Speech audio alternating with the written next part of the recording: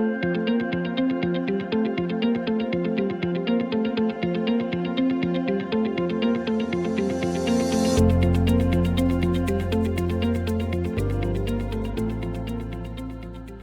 welcome everybody. My name is Bill Spangler-Dunning, and this is DOCTALKs, a ministry of the Virginia region for the whole church. Today, our topic and conversation is around creating inspirational videos. We have with us Reverend Mark Earhart and Reverend Luke Earhart, who I have been sort of watching some of the things that they've been creating, and I've just invited them to come and share with us kind of what they do.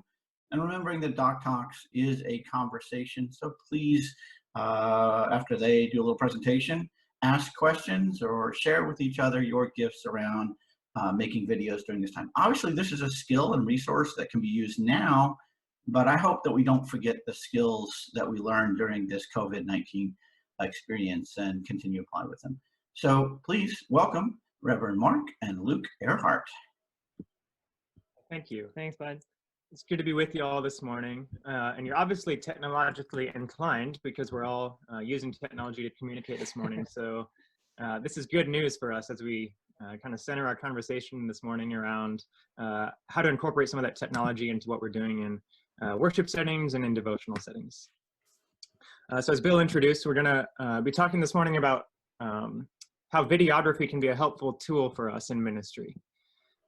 So just to give you a quick idea of where we're headed, we'll begin by talking about some of the reasons why using videos in worship and in a devotional setting is a good idea, especially in this current season of the church. But like Bill said, hopefully it's something that, in recognizing the value during this season, we continue to kind of carry that on into the future life of the church.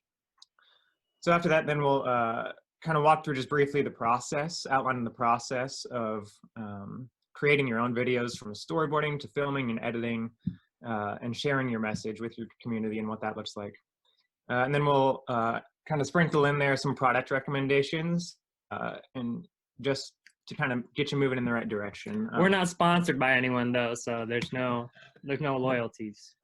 And as Bill said, this is a conversation, so please, if at any point you have questions or any of your own expertise to share, by all means, chime in. So why videos, right? Why videos as opposed to, we have all these other modes of communication we can use to communicate with our people. And I'm hopeful that in the next 3 minutes, we'll start to realize what kind of the uniqueness of a video allows us to do. So a lot of the foundational groundwork though, you already know how to do in all of your sort of roles, personally and professionally.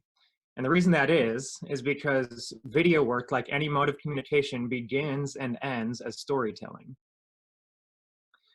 And then actually in a worship or devotional setting, the initial process ends up looking a lot like exegesis. So a practice or a skill set that we're all familiar with. So the best place to start when sort of creating your own content is to identify what message, obviously, you're wanting to communicate. So let's say, for example, in the past few weeks, Mark and I have tried to stay in touch with our community by doing some kind of devotional, inspirational videos. And sometimes we'll just find a scripture and do kind of a meditation on that, a video meditation on that. Or we'll kind of build a video around a theme. For example, the phrase "no person steps in the same river twice" was a video that we did.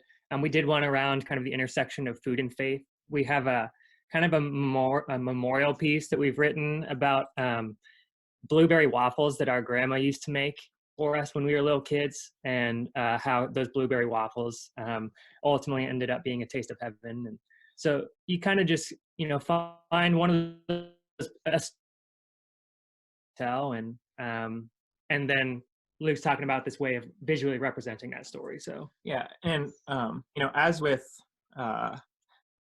it is with our exegesis, when we're kind of going to a scriptural text and probing it for meaning, there's a lot of white space or gaps that happens between the text, and that white space is basically a videographer's playground. Okay, And so we can go into the white space between a text, scriptural text, or, a poem, or, anything we're drawing inspiration from. Maybe it's a memory, like Mark said, of our childhood. And we can go into that white space, the gaps between the text, and start probing it for meaning, start making interpretive decisions that might not initially, in our initial read through be on the page. But the more we kind of pick up the text and carry it around with us, or carry the idea around with us, I think we start to find, we start building sort of this interpretive world around this idea that we have. And so we had a professor in divinity school. He was a rabbi who told us that anytime you read anything, not only scriptural texts, but certainly scriptural texts, anytime you read anything, you should always be trying to make that film version in your mind, right? You're playing it through in your mind and you're filling in those gaps. So we take what might be, 2D on a page, and we start giving it 3-dimension by asking questions like, okay, what is the text? In addition to what the text says, what does it look like? And what does it smell like? And what does it sound like? And what does it taste like? So we take sort of this idea, we take a narrative that we have in our minds. Maybe it's a story as timeless as the resurrection story of Jesus that we're trying to tell. Or maybe it's a story as personal as one about blueberry waffles and our grandma making them as a sign of her love. And we start to fill in the details, and we start to animate that story by asking those things. What's it sound like, smell like, taste like? And we might say, yeah, but the text doesn't say any of that. But it does between the white spaces of the text if we sit with it long enough, okay? So until we create that movie version of that story that we have to tell, that whatever message we're trying to communicate, until we create that movie version, the story kind of just lacks dimension. So a couple more things to say here, and then we'll move on to outlining the process. When we're making that movie version, we're making the text come alive in the world in a way that forces us to make interpretive decisions, as I've been talking about. Phil, this is Deb Phelps. While we're waiting for them to come back, Yeah. may I offer an illustration? Please do so. Yeah. Go ahead. So if you don't know, Reverend Deb Phelps, she also is going to bring a lot to this conversation. Go ahead. And thank you. Dean told me about the meeting, and I was just delighted to come in. While we're waiting for them, oh, I see you guys are back. I was just going to give an illustration. We put up a hymn for our online church, DisciplesNet, down to the river to pray. And we illustrate with scenes, pictures, and video. And we got to the line, "Oh, sinners, let's go down to the river to pray." And so we're trying to interpret, who should we show as the sinners going down? You can only put one group. So who would you put? We don't want to suggest any particular type of person is more than others. We happen to have a little video of a mother duck and little ducks going to a little bird feeder bath on a porch to swim and play around in that. And that was the one we ended up using, hoping that that would just illustrate anybody, anything. And the feet of the mother duck are standing there watching over these little ducks playing. So I thought I might just offer that illustration. It would be helpful. Excellent. Again, lots of gifts and talents on this. So welcome back, Mark and Luke. Thank you. Yeah, we're back. Yeah, no, that's great, Deb. Thank you for sharing that. And like you're saying, right, there are so many interpretive possibilities when it comes to making the movie version. And, who would have, when initially storyboarding, who would have ever imagined that would have been ducks, right, that communicate the gospel? But that's the interpretive possibility when we're working with, all of these dimensions. So that's neat. Yeah, thank you. All of that to say, there are, like we said, there are a lot of interpretive possibilities. And our initial goal, as we're figuring out how we're going to tell the story of whatever message we're trying to share, is to start filling in some of the details of what that tastes like, smells like, sounds like, looks like, that kind of stuff. So I'm going to talk us through some of the practicals here. So let's say that you have a story in mind, a story that you want to tell, whether it's scriptural or otherwise. And you get to a point where you think you're ready to start collecting some of the media that you're going to use to put this video together. So the first thing you're going to need obviously is a camera. And the truth is that any camera will do. Your phones are as good as anything you have. You could have an expensive camera, but we shoot most of our stuff on our phones. And so you grab your camera and you go out to these places that you have in your mind that are going to bring your story to life. And so on this, we'll use kind of this video that we did on stepping into the river. We'll use that kind of as a test here. But so Luke and I knew that we wanted to center around this phrase. So the first thing we did was we printed out the narration that we were going to read as a voiceover. And we brought that story around with us. And we read through it and we said, okay, here it says the person never steps in the same river twice. Clearly, we're going to need someone stepping in a river. So we drove to the Raccoon River here in town. Luke took his socks off and we went from there. And you filmed the whole process, right? The beauty of video making is you have the opportunity to capture everything and then be discerning later in terms of what footage you do or don't want to use.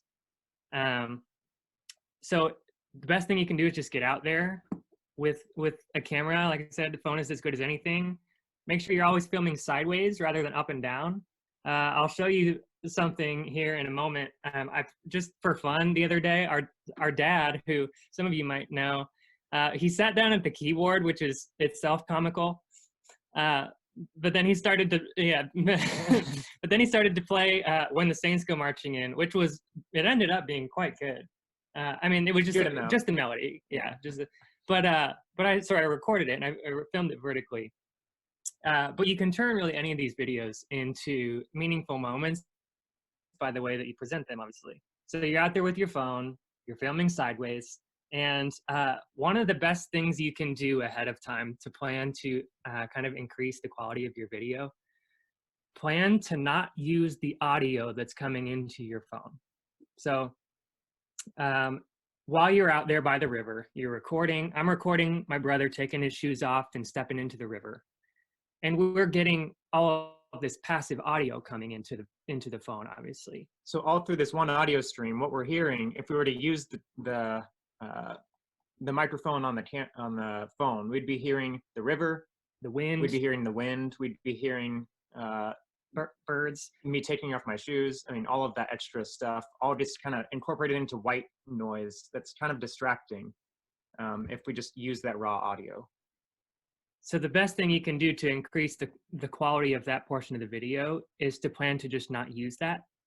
You might find little clips here or there that are cool, kind of running water sounds, but you can also just put that stuff in later.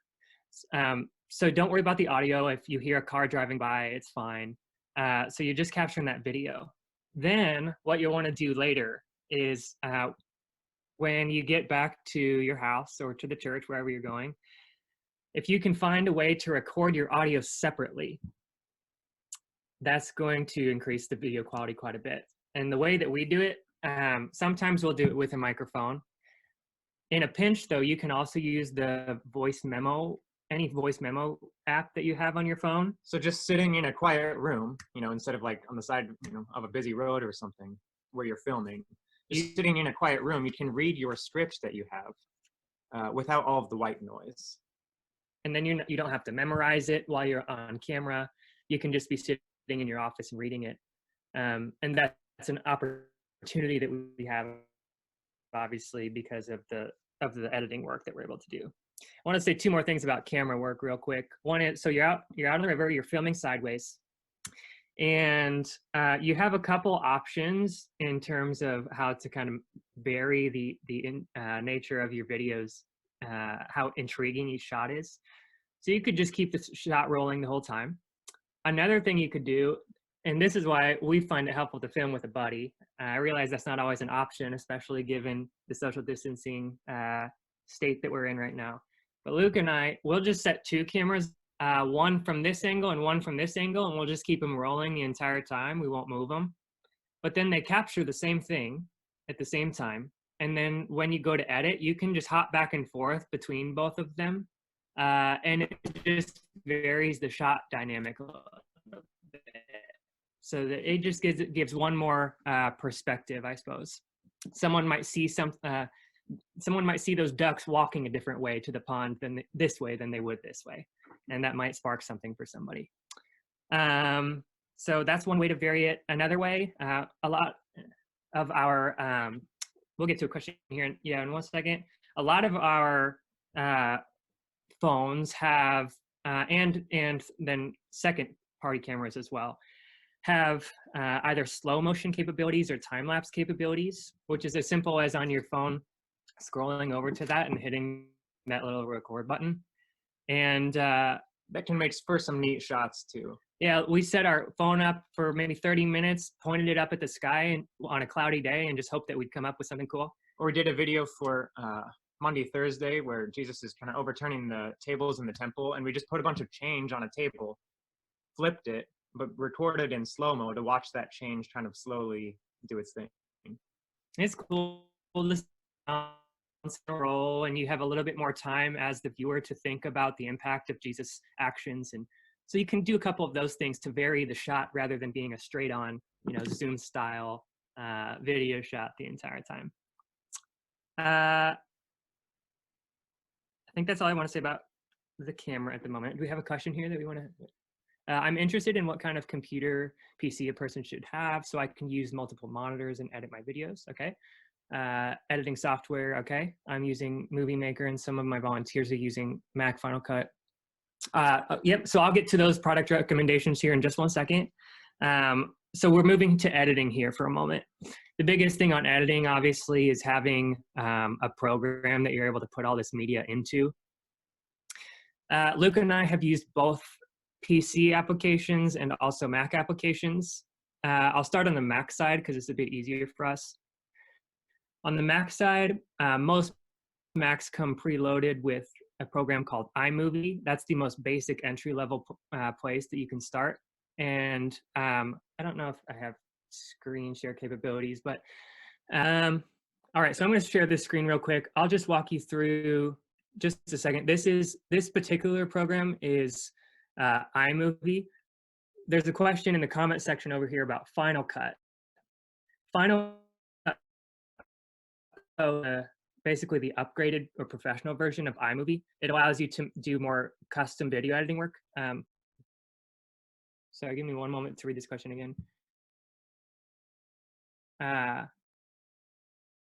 Yeah, and so this is a product that Luke and I would recommend. Like we said, it comes preloaded on most Macs. I'll hit share screen here. Share screen, desktop, yep, share.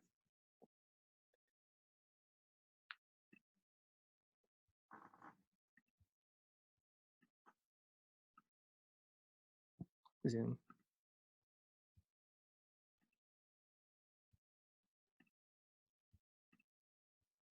There we go. All right. So here's our screen. So what I've done is I've preloaded this video of our dad playing keyboard over here to show y'all as a test. So I have a video here. This is a music file. So one of the other ways to add quality to your video is to add music at about 20% volume level underneath the entire thing. We'll get there in a second. And then I've added just a voice overlay here of me describing my dad playing the piano. And so the way this works is you simply drag your media into the editing field, and then you layer all this stuff. So I've grabbed now this music, which I'll layer as an audio track underneath. And obviously, walking through exactly how to use each program would be an entirely different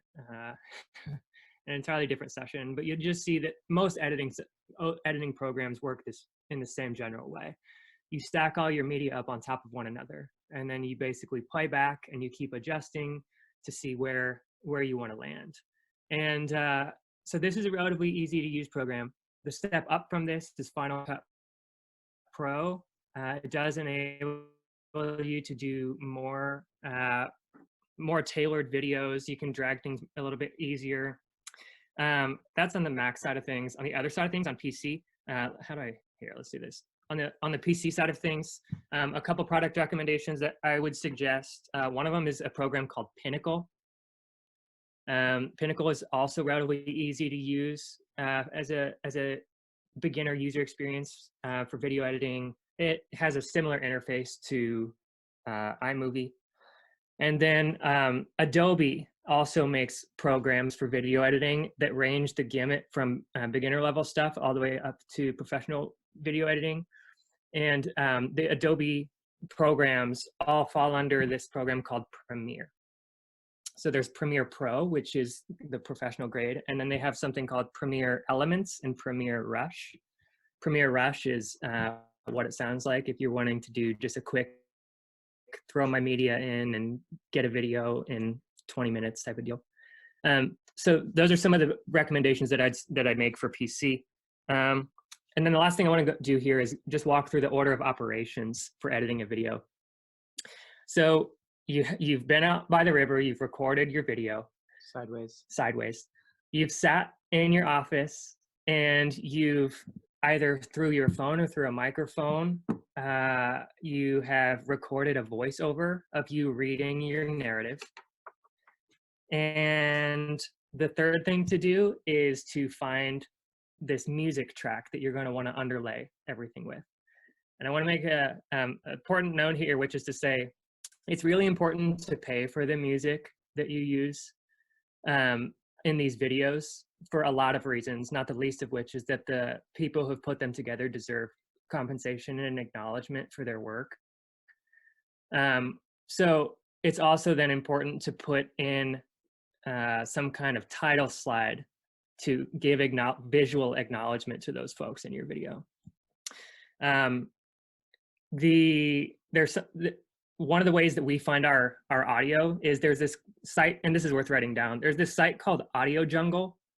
Basically, Audio Jungle is a database site that stores podcast music. It's like if you ever listen to a podcast and like they talk for 20 seconds and then they're like, okay, let's go. And then they play mute like whatever their signature music is. You can go to a site and listen through hundreds, thousands of those and filter them. So I want an inspirational track, and it'll pop up with some inspirational ones, and you can listen through and find one that you like. And then you pay anywhere from, let's say, $7 to $20 for it. And you can underlay that under all your videos. And one of the nice things is, the music that you select for your video matters a lot in terms of the mood that it creates for the user experience. But the nice thing is that if you're just using that over and over and over and over again, right? So that to the point where it kind of becomes a signature piece of your video. So $11 goes a long way if you're using it video after video after video. So let's say you put out, 10 of these devotional videos. Well, and every time you would end that video with the same audio file you bought for $7. The more you use it, the more value you get out of it, and people start to identify that song with your devotional video. So anytime oh yeah, this must be a devotional video. Yeah.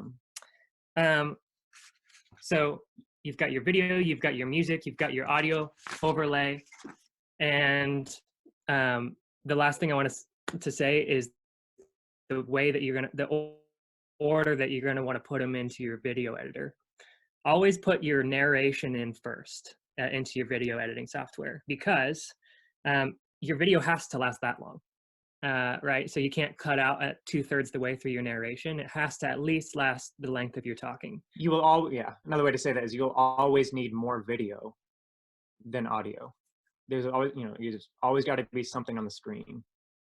Now, sometimes you'll choose for that to be maybe a black slide if you want, to draw people into silence or into reflection or whatever, but you'll always need more video. So you might find that if you drag your narration in, and let's say it took you 4 minutes and 20 seconds to tell your story verbally, you might find that you only have 3 minutes of video, and so you have to go back out to the river and get a little bit more.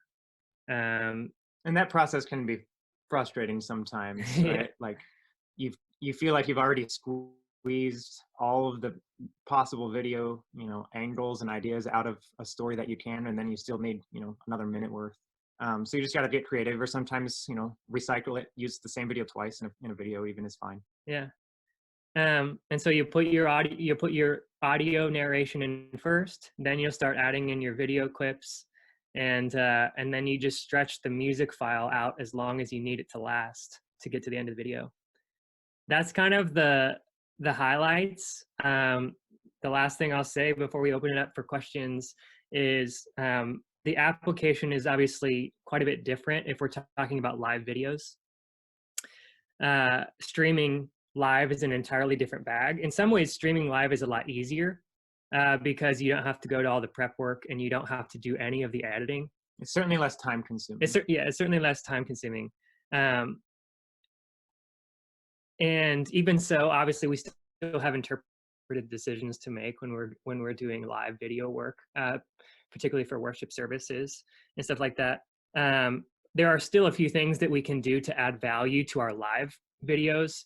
The biggest one is, if at all possible, making sure that our audio is coming in directly rather than passively. Yeah, and what I mean by that is, let's say that we're filming that we're going to use my phone to film a live worship service. If I put this phone 40 feet back and then rely on the microphone on my phone to pick up my voice from 40 feet away, it's going to pick up all of the echoes and everything with that. So if you can find a way to get that sound from a microphone and then into the system, that's the best way to do it. And here's a quick product recommendation to do that. It's something called the iRig 2. And I wish I had a picture here for you, but I don't. I have it in the other room, actually. Luke's gonna go grab it. The iRig 2. So what the iRig 2 does, it basically, you can plug any 1/4-inch cable into one end of this thing, and then you can plug the other end into any audio jack, which means you can plug a guitar into your phone. And so it really enables you to have a little bit of versatility when it comes to using various inputs and how you get them into your recording devices. So that's the easiest way to do that, and doesn't require any huge mixing board or anything like that. All you got to do, this is the iRig 2. And on one side, you'll see a 1/4-inch plug-in. On the other side, it's just a digital audio cable. Basically, it's got one extra ring there. And you just plug it into an audio jack, and then you plug like a guitar or something in here, and suddenly so works the same with microphones, all that kind of stuff. That's all we have, I think. We can go ahead and open it up for questions. I don't know how y'all want to do that. Well, I would love to see one of your finished products. Okay. You have something? What's the best way to do that? Is that for us to screen share, or just screen share and open your mic? Yep. Okay. Give me one moment here. I'll just pull it from the website. If I can find.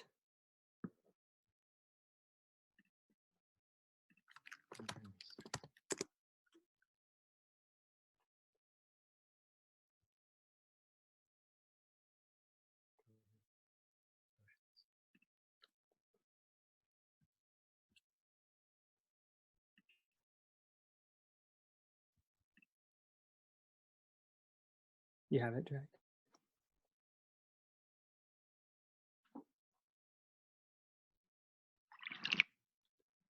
All right.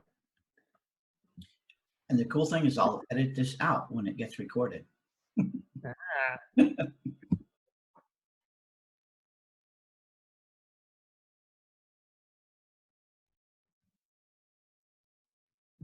All right, let's see here. You can also later type it into your website, into the chat session too. So we'll do that too, but I have it right here. We'll go ahead and give it a playthrough. Let's see. Share screen. Share. Do y'all see this? We can. Yep. Perfect. And let me know if you can hear it okay as well.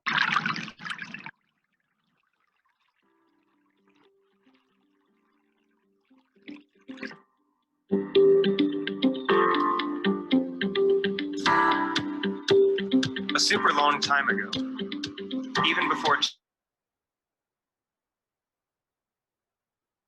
philosophical names said, "No man ever steps in the same river twice, for it's not the same river, and he's not the same man."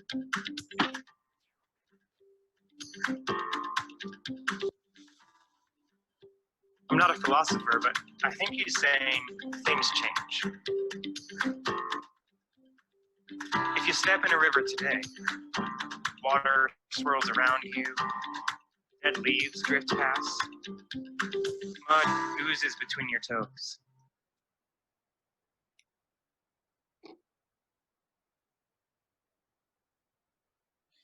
You might have some buffering. Yeah, it might be better just for us to give the website. It's kind of jumpy. I'll just drop a link into the chat. Okay. There you go. Okay. Yeah, dude.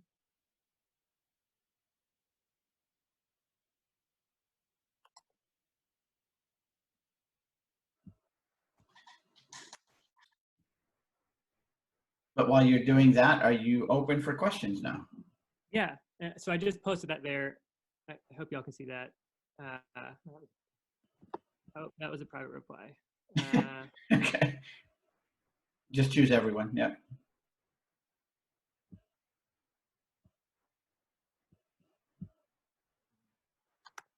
We're Zoom challenged over here. Is the Whenever you do the tutorial on Zoom, we'll be in. yeah. All right. Perfect. Excellent. But if you could do that over the phone, that'd be helpful. All right. Yeah, we'd everybody. love to take any questions y'all have. Yeah, y'all have questions. I see you're typing questions. Go ahead and raise your hand or just open up your mic and ask the question.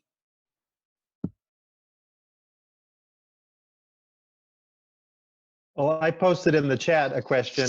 I'm really interested in this audio directly into your phone. But I have an iPhone that they've now done away with the plugs. So do you have any Bluetooth options or? So, you know, they make those little dongles that'll go into the lightning end of your phone. Okay, so just the good old fashioned adapter? Yep. That function the same way. I don't know how well you can see this, but there are 3 little black rings around that. Mm-hmm. Most digital audio inputs they don't have 3, but the 3rd one on here is the microphone that carries the mic'd input across. Yeah, and Terry's got one there. She's showing. Yeah, there you go. Oops. So it'll all work directly. That'll function the same way. Yeah. Okay, thank you, Terry. Thank you. Yep.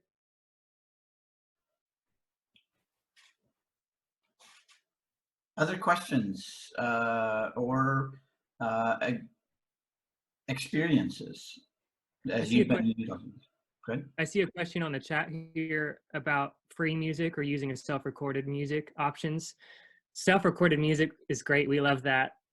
So just because it's another thing, obviously, that if we're talking about a congregational setting, you pair a hymn that people love and put that as the background music, and you can record it yourself. So you pick Amazing Grace and you go sit down at the piano and you play it, and it's public domain already, so you don't need to worry about that. And it's a free, meaningful way to add value and add music to your videos. Or this is a great opportunity for folks from your congregations to utilize this as an offering opportunity. So if you have someone in your congregation who would be willing to record themselves singing or record themselves playing something, they can send you that audio file and use it. And it's a really cool way to get others involved in the whole process and telling the story too, right? Like by kind of farming out some of the different, components that you need to kind of draw together. So you end up just serving as the editor who draws all this together, but asking different people to contribute their gifts, right? Whether it's, hey, can you play the background track for this video I need? Or can you, contribute, one of our videos, we did kind of an all call to anyone who wanted to participate to send in videos of like them and their kids doing stuff. And then we take that and you compile it together and use it in a way that, you add some scripture to it and some music. And so there are ways creatively that people can get involved. And free music is always good too. Yeah. So Kendra had a question because you might be giving the impression that you spend 26 hours a day doing these videos. Yeah.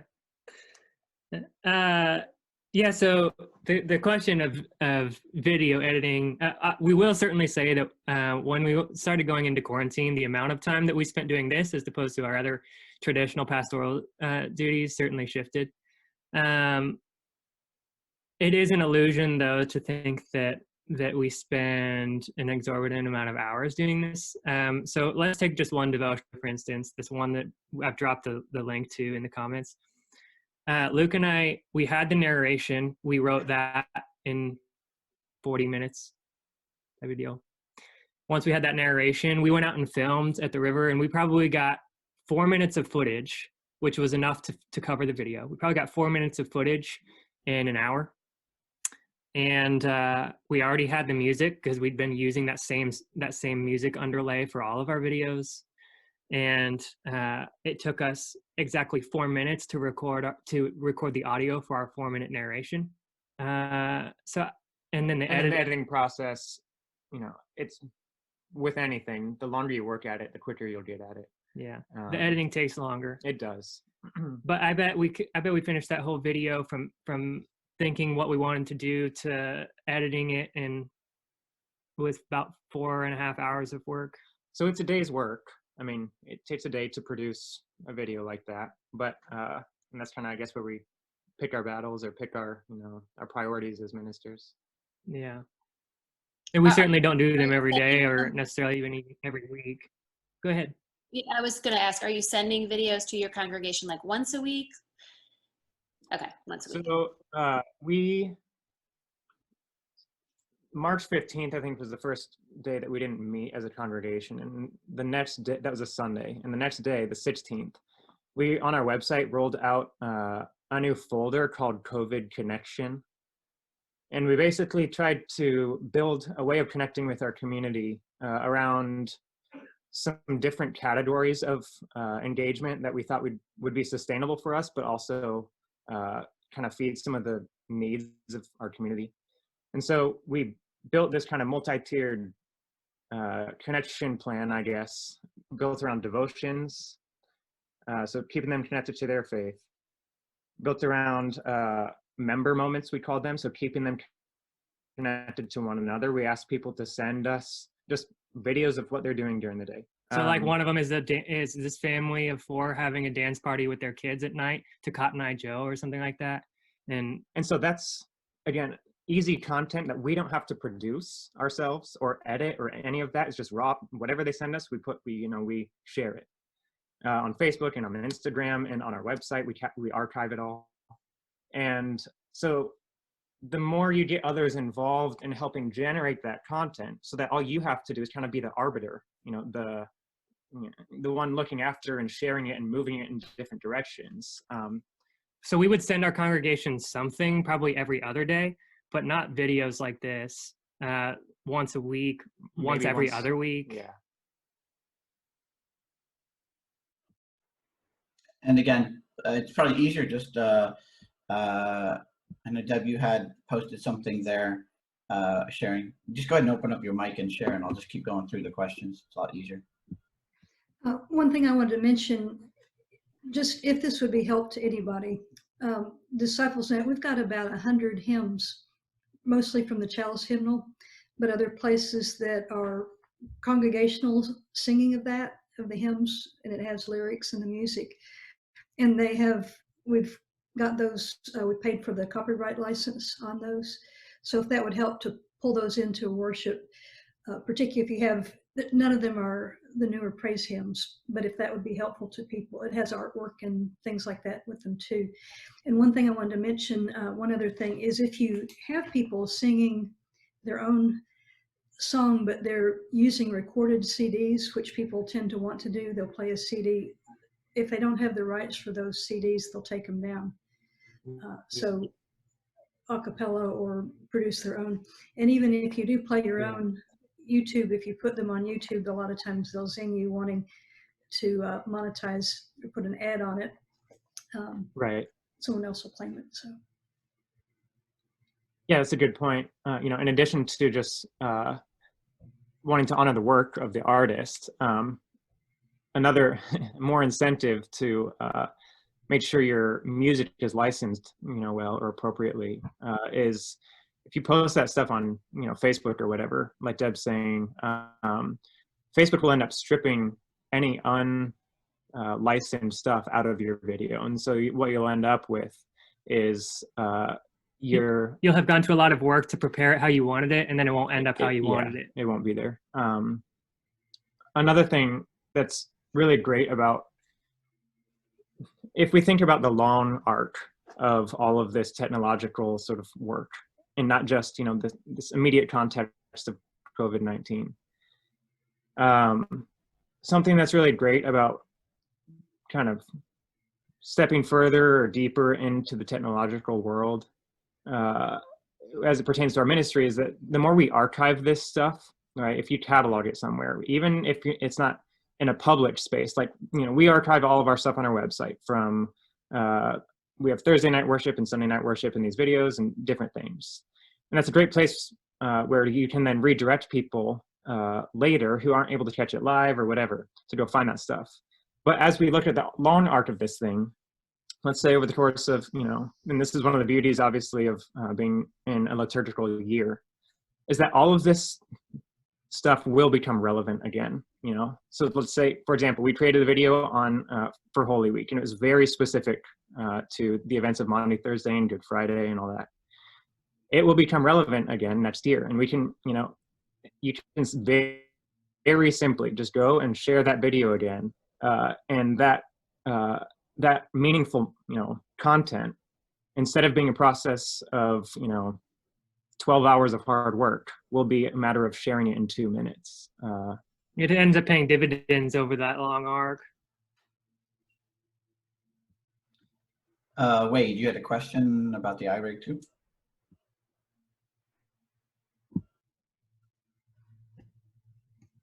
You're muted. Hang on 1 second. You can unmute, or I'll do that.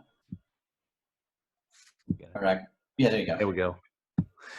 Just wanted to check what all, you mentioned the iRig 2, and audio is our big issue right now. Again, without keeping the camera right up in people's faces, the distortion that we have, those kind of things. What all do you plug into your iRig 2? What kind of microphones, or do you just go a microphone directly with the 1/4-inch jack, or what do you do? Yeah. So can I ask what kind of camera you're using?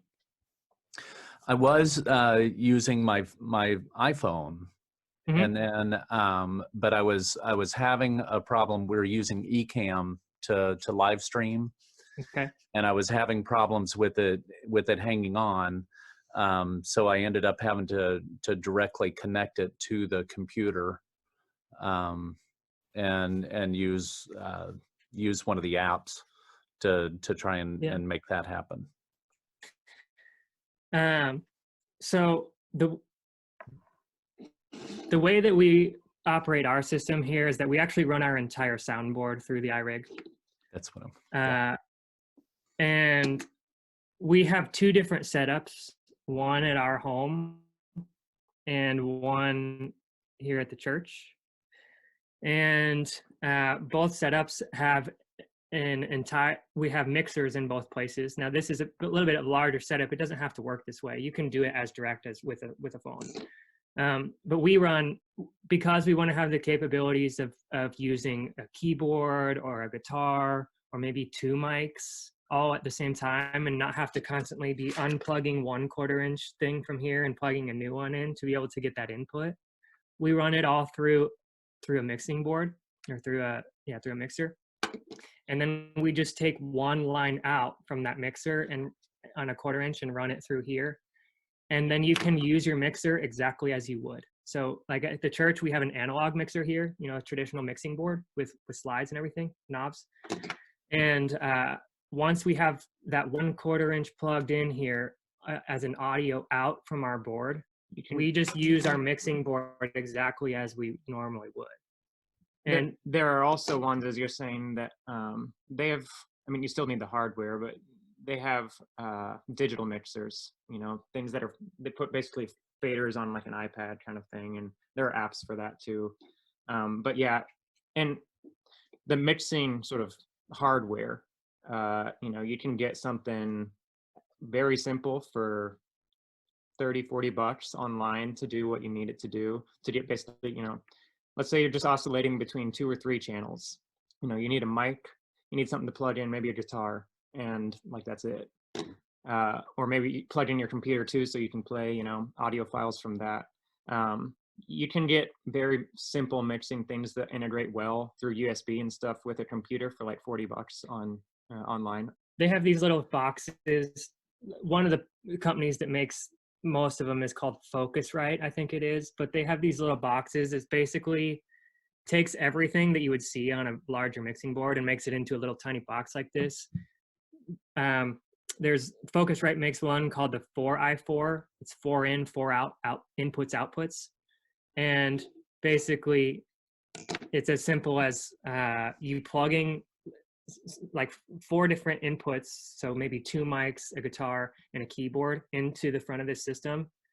And then you can either plug it into your computer or you can plug it into an iRig setup like this.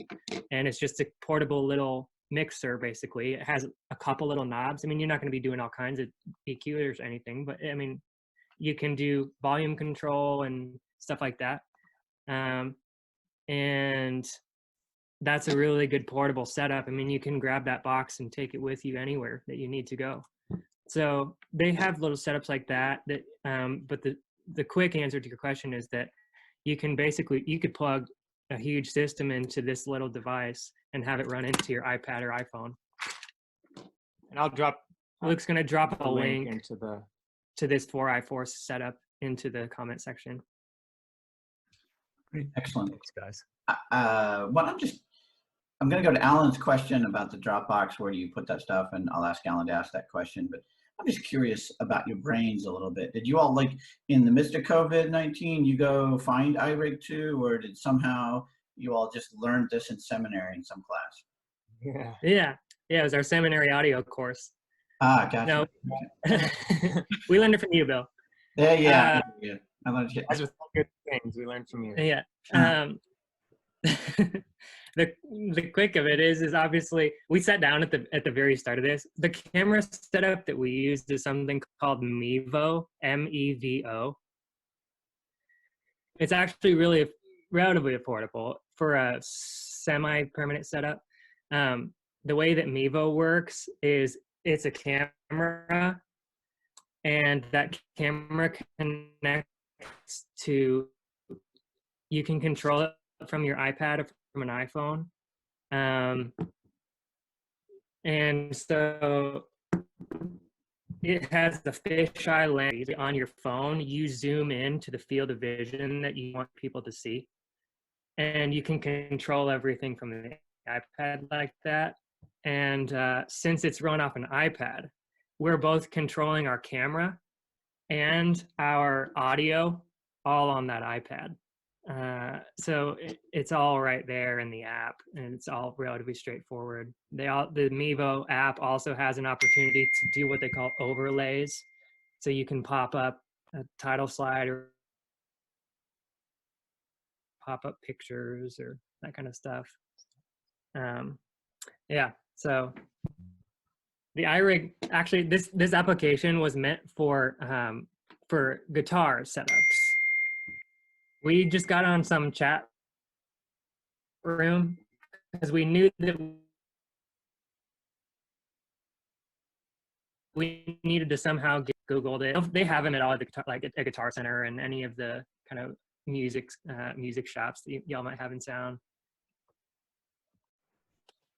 Excellent. Alan, go ahead and ask your question.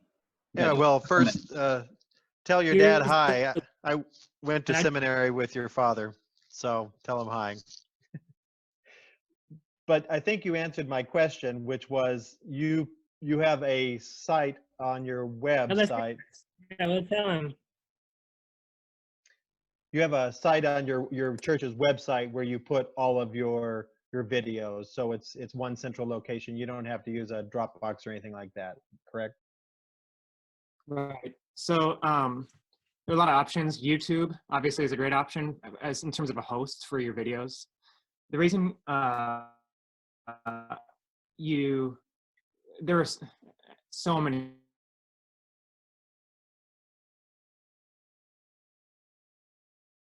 setups options obviously when it comes to websites and video hosting. The reason you need a video host like YouTube is because it makes it easy to sort of store, because when you're trying to send, it can get frustrating which is large, to distribute to people easily. So if you host it with someone, if you post that to YouTube, now you have a link send in like a half a second, and you can distribute that far and wide really easily. We use well, one other reason to get a video hosting site is because it's likely that whatever web hosting platform you have, they don't allow you to just store data files on. They require you to embed codes. And so, for example, the host of our web service is a company called Squarespace. Right. And I use Squarespace like too. Mark saying, yeah, it's great. It's user friendly, and they don't allow you, just to drop raw video files. You have to embed using a link. Okay, that's Now, helpful. we like that anyways. We here at the church kind of made the decision when this was probably 2 years ago, that for our video hosting, instead of going through YouTube, which is a great option, there's basically a parallel company called Vimeo. Right. I was going to ask you to compare and contrast the two. Yeah. The reason we decided to go with Vimeo is because it's a lot cleaner user experience. Right? We don't want ads popping up. We can't, when someone's trying to be in a worshipful moment, we don't want YouTube. We don't want that for our user experience when they're trying to have a worshipful moment. So we went, we're paying, I don't know what it is. Let's say, I think we pay $20. Oh, I remember. So Vimeo itself has different sizes of plans, basically. And they let you, and what you're paying for, again, is an ad-free experience. Right. They let you, depending on your plan size, they let you upload a certain number of gigs per week. So the basic one is 5 gigs. When we were in normal time, not doing any of this extra COVID stuff and only posting like, a sermon a week, and maybe an occasional video, that was plenty. Now that we're in this sort of intensive time of, posting more, we upgraded to the next level, which is like 20 gigabytes a week. And then that resets. And that's, again, plenty for us. I saw someone over here was asking about the Mevo. Mevo actually has a relationship with Vimeo for live streaming services. If you have a question, it's kind of hard to get to their service plan for the... They have a tailored service plan just for Mevo. And that tailored service plan, you have to purchase through Mevo's site rather than Vimeo's, if that makes sense. And it's called the producer plan, and it allows you to do those overlays that I was talking about.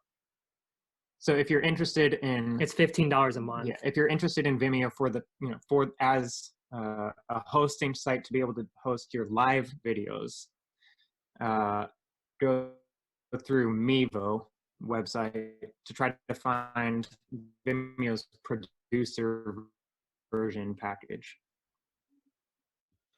All right, the last question for the time that we have allowed is coming from Kendra, and that's the what's the difference between just an adapter, 1/8 inch to 1/4 inch, compared to the iRig 2?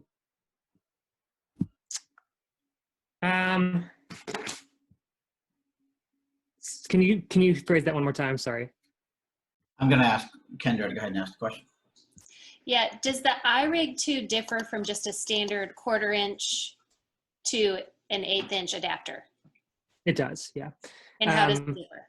This middle, it has 3 rings, and I think most standard 1/8 inch adapters have 2. The third ring is carrying extra data on it that you need to transfer all of that audio info from your whatever's coming out of your board, your 1/4 inch input. It needs this third ring to transfer that data into your phone's memory. And so it is different. Actually, I wish I remember the name of this. You don't have to get the iRig 2. There's a name for this cord, and I'll look it up, and I might send it to BSD to send to y'all. But there's a standard, like, this isn't right, but like RTF or something like that. And that's just that kind of the generic name for this, this end. And it's basically, like you said, it's a 1/8 inch, but it carries a little bit more data on it than a standard cord. Okay, thanks. Yep. Deb, go ahead. I just wanted to jump back to Vimeo real quick, and I wanted to second Mark and Luke. Vimeo is what we've used at DisciplesNet because it is cleaner, no ads. Remember, it takes a while to upload stuff to that. Yeah. And we've been finding an increased speed lately with that. And so we've been transferring some files. We used to use Vimeo to transfer files, but now we've been just using them. If you email them and they're over a certain size, they'll just send them to the cloud, and that's actually quicker if you're just transferring files, and quicker than Dropbox. And one other thing, we've had times when our stuff is global, so we've had times when YouTube was prohibited in some countries, and so we use Vimeo. And then when Vimeo got prohibited in some countries, and so we use both. Just pop them up on both. The YouTube, if you want something to go viral, sometimes that's better for that. So. Yeah, we have small goals for our devotional videos. Yeah, and I think it's $84 a year for the pro plan, and then I think it's $20 a month for the next up. Yeah. Yeah. So. Yeah. Well, we've come to the end of our hour, but I can already tell maybe because I just wanted to do this conversation. We've been having pretty serious conversations over the last few weeks, and I just want to have some this kind of conversation. And I'm hoping that Mark and Luke and others might become serial guest hosts every once in a while. So stay tuned, and thank you everyone for this conversation.